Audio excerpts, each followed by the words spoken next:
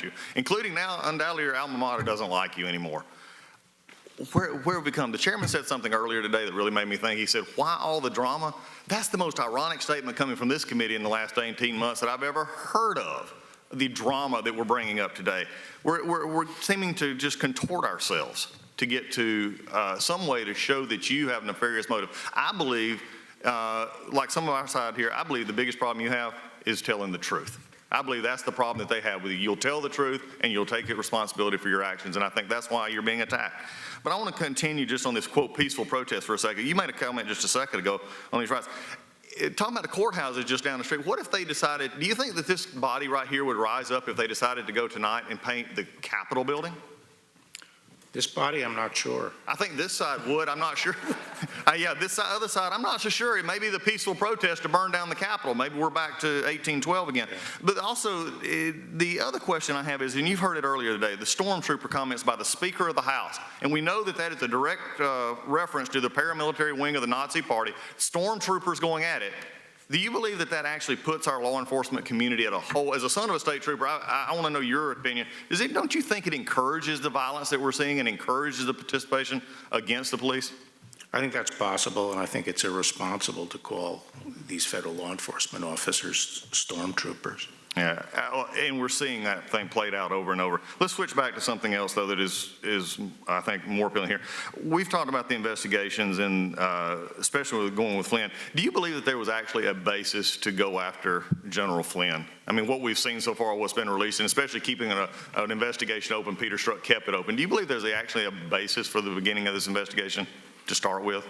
Or continuing it? Well, I would just say, I asked another U.S. attorney in St. Louis who had 10 years in the FBI and 10 years in the Department of Justice as a career prosecutor to take a look at it, and he determined, based on documents that had not been provided to Flynn's side and not been provided to the court, that in fact there was no basis to investigate Flynn. And furthermore, it was clearly established by the documents that the FBI agents who interviewed him did not believe that he thought he was lying.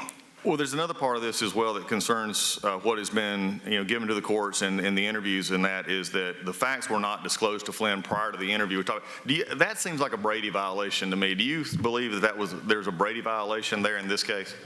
No, there wasn't a Brady violation there, but I think what the counsel concluded was that the only purpose of the interview, the only purpose, was to try to catch him in saying something that they could then say was a lie. So was it entrapment? And therefore there was not a legit, the interview was untethered to any legitimate investigation. So as the law enforcement officer in this country, it is your responsibility to provide justice for both sides, not, and just call it as it should be. And I think that's what you've done there. Continuing on Durham case, and I know we're not talking specifically about the Durham investigation, which we're hopeful of, but to your knowledge, and we're seeing some released documents on the last week or two that have said, to your knowledge, has Kevin Kleinsmith or anyone else at FBI or DOJ who was previously there, attempted to redeem themselves by cooperating with the investigation? It's been slow, and I can't get into that. Okay.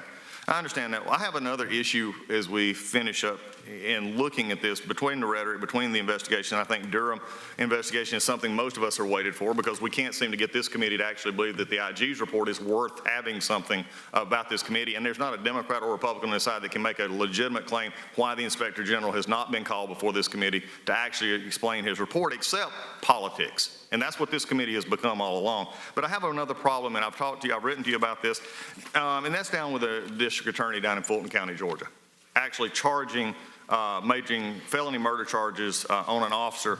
And the interesting part about this is what we do as prosecutors do, but were you aware that the district attorney failed to seek an indictment from a grand jury or even waited for a GBI investigation to finish before bringing those charges? Were you aware of that? Yes, I was. Okay. As an attorney, and again, looking at this with the environment we have right now with police officers constantly under attack from this committee and from others and all over the country, and especially from the Speaker of the House, as an attorney and especially as a prosecutor, do you think it's appropriate to charge a law enforcement officer with a crime as severe as felony murder without giving the investigation more than a mere days and without obtaining an indictment from the grand jury, and while you announce the charges, lay out a case that is full of falsehoods? I've said that I would have preferred that he had used the grand jury and had waited till the Georgia Bureau had completed its investigation. I appreciate your help in that, and with that, I yield back. Thank you. With that, the chair recognizes Mr. Johnson from Georgia. Thank you. General Barr, your opening statement reads like it was written by Alex Jones or Roger Stone. Do you stand by that statement? Yes.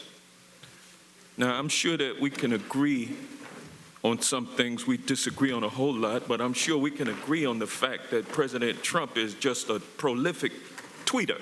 Isn't that correct? He seems to be. And he tweeted many times about the Roger Stone sentencing, didn't he? I don't know how many times he tweeted about it. Well, many times. You are aware of them because you said it hurts you from doing your job. And isn't it true that when prosecutors in the Roger Stone case filed an